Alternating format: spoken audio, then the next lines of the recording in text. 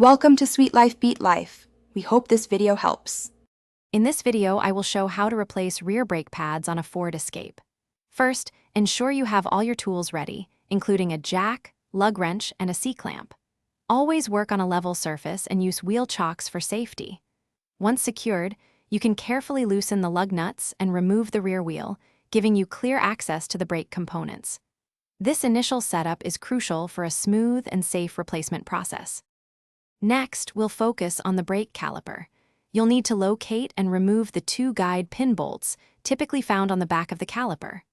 Once these are out, gently slide the entire caliper assembly off the brake rotor.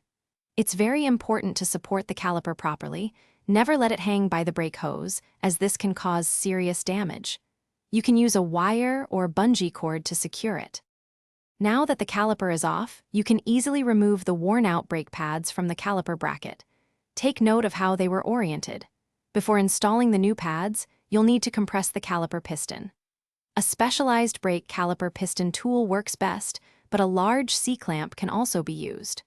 Once the piston is fully retracted, carefully insert the new brake pads into the bracket, ensuring they fit snugly. Finally, it's time for reassembly. Carefully slide the caliper back over the new pads and rotor, then reinsert and tighten the two guide pin bolts. Once the caliper is secure, mount the wheel back onto the vehicle, tighten the lug nuts, and lower the vehicle. Before driving, pump the brake pedal repeatedly until it feels firm. Always check your brake fluid level and perform a slow, careful test drive to ensure everything is working correctly. Thanks for watching. Consider subscribing if we helped you.